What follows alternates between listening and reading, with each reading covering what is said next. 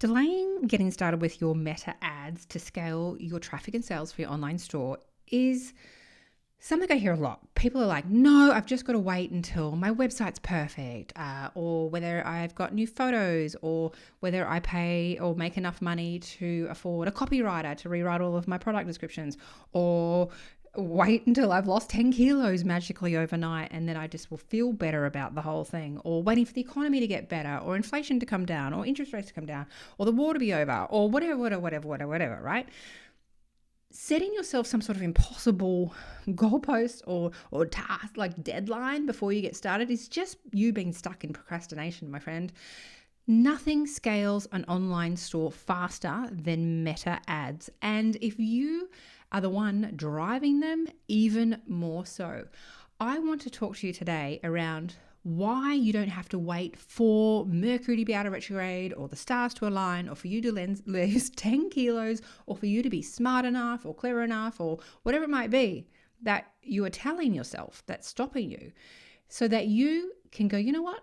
No, today's the day. Today is the day that I'm going to get started.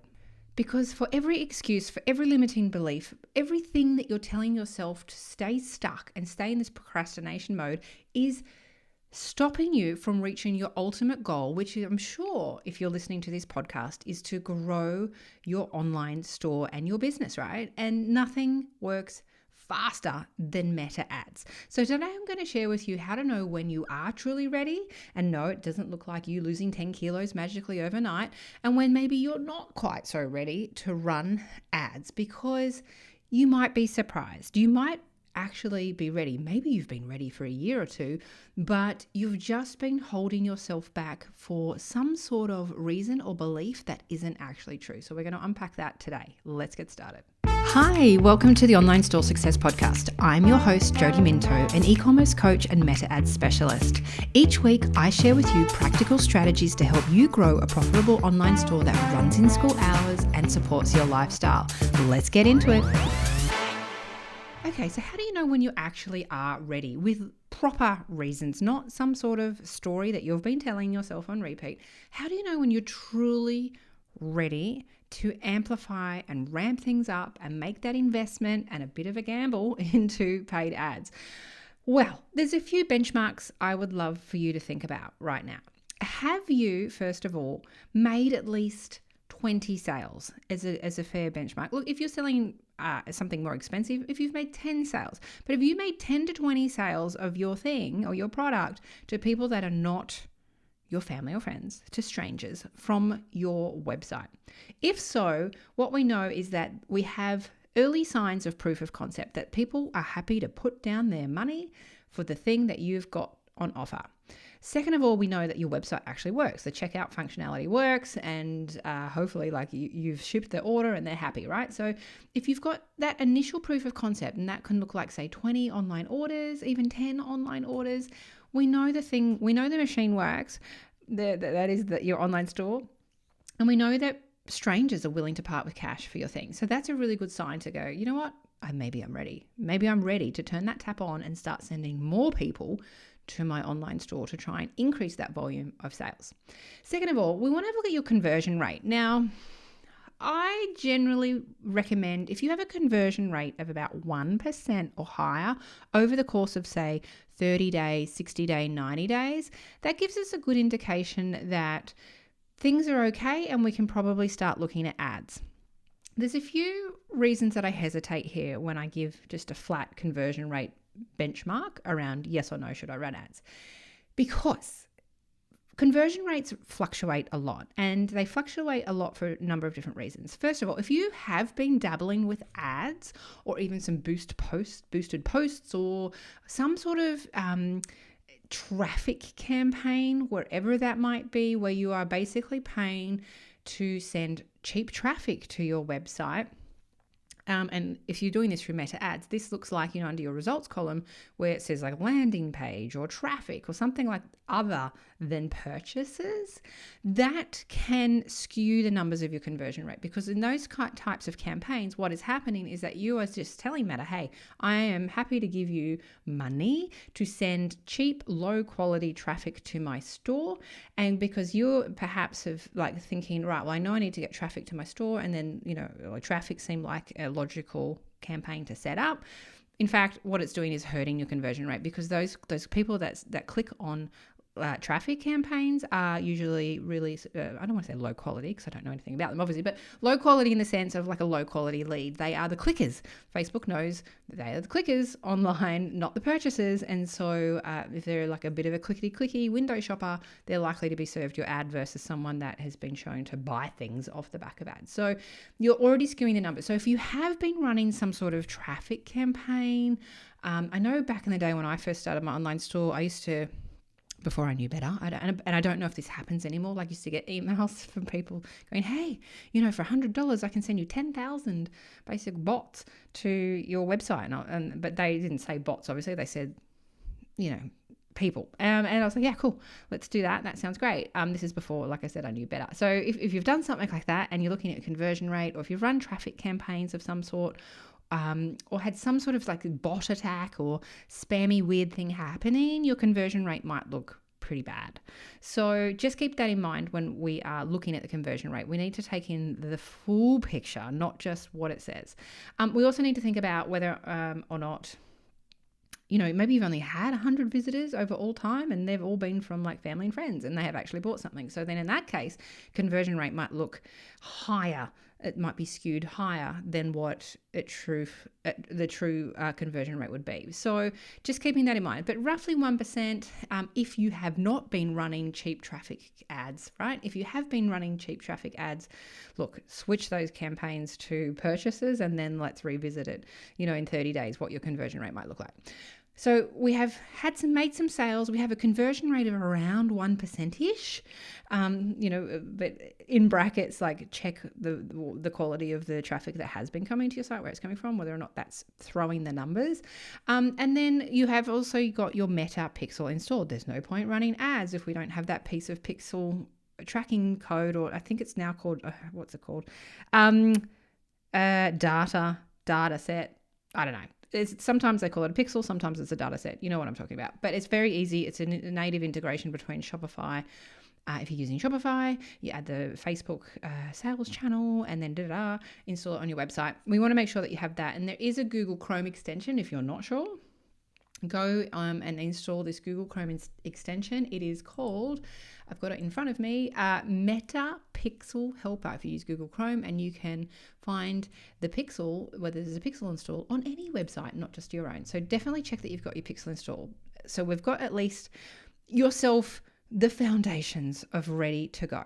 Okay, so that's the first thing. Are you ready? Yes. If you're not ready, this might look like your website doesn't convert, in that no one's actually ever made a sale, and you're a bit worried that maybe they can't actually complete a checkout, whether you don't if you don't have the product, or like the product's a long way away, or you have no proof of concept, or you don't even know how to install the Pixel. Like, sort those things out first, and then let's look at ads. The idea of paid ads is to amplify what's already working. So we want to know that there's some level of something working before we go and add gasoline to that fire, which is the ads. Now, some of the things people come back to me and say, no, Jody, I can't run ads just yet, is because they say things like, I don't have a big email list. I don't think I should do it yet. Or I don't have a big following and no one's engaging on my Instagram post. Or I'm going to focus on SEO. And yes, okay, that's great. But SEO is like a long burn. It's not like something that you can just flick the switch and it's instantly, like the next day, going to start things going.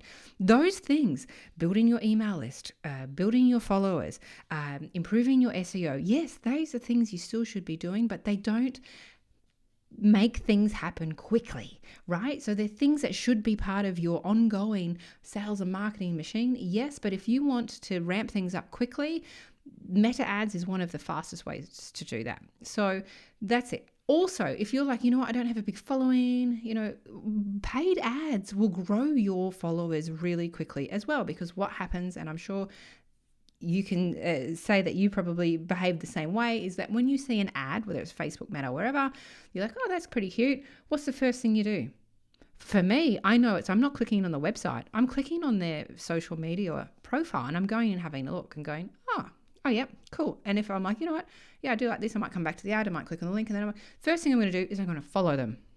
And then I'm going to start watching what they're doing, and then probably come back and make a purchase. So it will help grow your following a lot quicker. This is one of the nice side effects of running ads, where people are like, oh my gosh, my Instagram following's grown heaps since I've started running purchase campaigns. I'm like, yeah, I know. It's because people are being introduced to you for the very first time.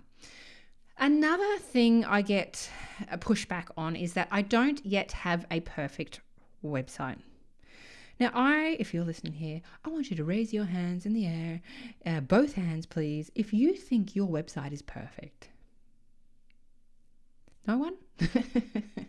No one? Let me tell you this. No one ever thinks their website is perfect, even unless it's like the first day they've launched it, brand new, they've just paid a developer to make this thing really great. And then a week later, they're like, oh no, this is broken. That looks rubbish. I need to fix this. No one ever thinks their website is perfect. Ever. It's always like, if it's good enough, let's get going. And as you start making more sales off the back of those ads, you'll have more funds to then go and do what you need to do to improve it. However, what we do want to do and make sure of is that our ads, that their job is to send people to your website, is that on the landing page or the catalog, the collection page, or even the homepage, like, that is good enough. But where we really want to spend time is on the product page. Like, let's make sure that it is good, so that we do have the best chance of converting them. So as far as your product page goes, this is easy. You don't need a web developer. You can do this yourself. We want to make sure that the product description, it talks to both the features and the benefits. We want to make sure that it's really clear, like sizing, if there needs to be a size guide, make sure there's information there, that we at least have a few photos of particularly if like this is apparel or fashion, front, back and sides, and a close-up, that we talk to on the product page what the shipping and returns policy is. And even if you don't have the ability to add this as an accordion drop-down menu, just have bullet points under the product description that you cut and paste to all product descriptions, because the things that people want to know, those objections that might stop them from purchasing, we can address right there on the landing page. And they are usually, particularly like women's fashion or apparel, is like, will this fit me? So i.e. give them a size guide. And if it runs big or runs small, mention it in the product description.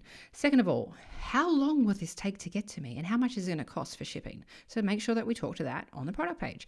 Thirdly, what if I don't like it? What if I don't fit it? Can I get my money back? We need to talk to that on the product page.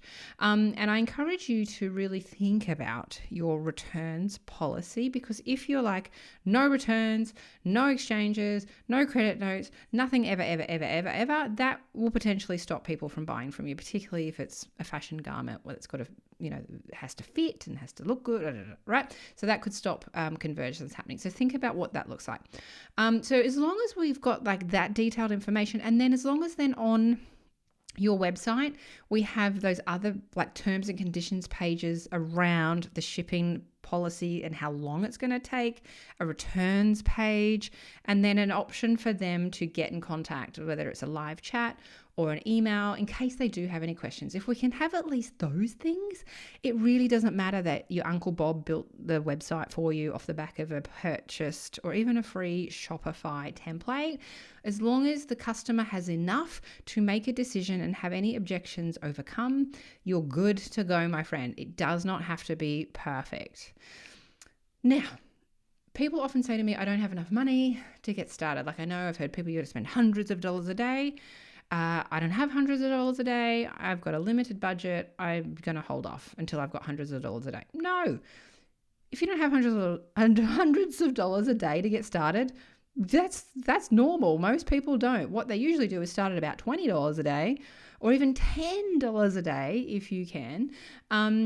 and get started. And then from there, we're looking at, yes, it might take a week or two to get some data, enough data to come through to figure out what to do next. But we were looking for things like how many people are clicking on the ads? Like, what's that click-through rate? Has anyone added anything to cart? Of course, has anyone purchased?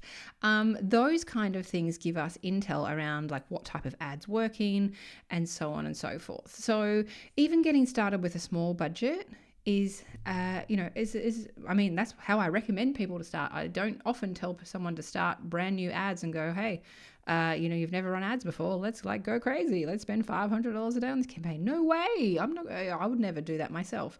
So you can start small and keep going. Another objection that I hear a lot that's stopping people from getting started with ads or like getting restarted with ads is that they're not very tech savvy. And I try lovingly to just give them a little cuddle and say, you know what? You, my friend, have started an e-commerce online business. If you've managed to launch an online business and get this far, you've learnt the tech that you need, and you will continue to need to learn more tech. If you are an absolute ding dong when it comes to all things online, starting an online business probably isn't going to be a straightforward or a recommended career path. So if you've learnt enough to get where you are, if you've managed to install some sort of email software, pop-up invoice, like things like this, you can add products, you can figure out ads. Yes, it looks daunting when you come into Ads Manager, or Google Ads is even more daunting, but you get familiar with it pretty quick. And so if you're feeling like I'm not smart enough, I'm not tech savvy enough, I'm not up to date with things, well, guess what? Guess how we learn? We just get started and we invest in coaching or a course or whatever it might be so that you are learning the skills to get going. Riding a bike, you never knew, came out the womb knowing how to ride a bike, but you have to learn. You fall off quite a few times, you scrape your knees, you get back on, and off we go.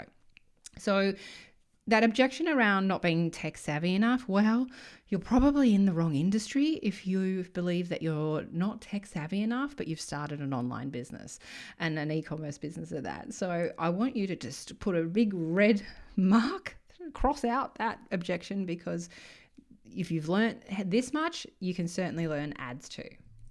All right, my friend, thank you for being here for this episode. If you have enjoyed it or any of my other episodes, I would so love if you could go and leave me a review and a rating on Apple Podcasts or wherever you happen to be listening to. It's been a really long time since someone's left me a review, so I would be so grateful.